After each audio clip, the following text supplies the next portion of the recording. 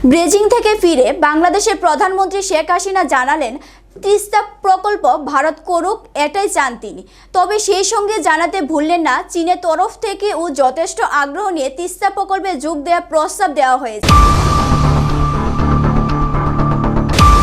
কূটনৈতিক শিবিরের মতে ভারতকে অগ্রাধিকার দেওয়ার কথা বলার পাশাপাশি খুব আলতোভাবে চীনের তাসটি খেলছেন হাসিনা।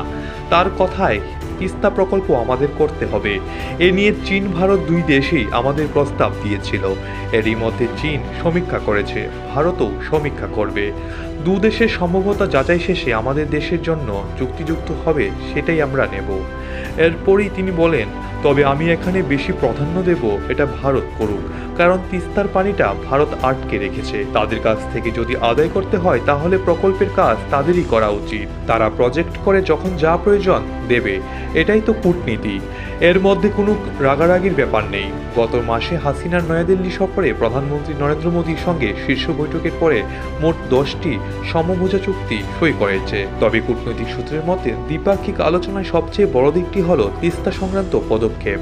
স্থির হয়েছে বাংলাদেশের দিকে তিস্তা জলের সংরক্ষণ এবং পরিচালন পদ্ধতি উন্নয়নের জন্য খুব শীঘ্রই একটি টেকনিক্যাল বিশেষজ্ঞের প্রতিনিধি দল বাংলাদেশে যাবে। ঘটনা হলো, তিস্তা মহাপ্রকল্প থেকে ভারতকে হাটিয়ে নিজের অর্থলগ্ন করতে চান চীন।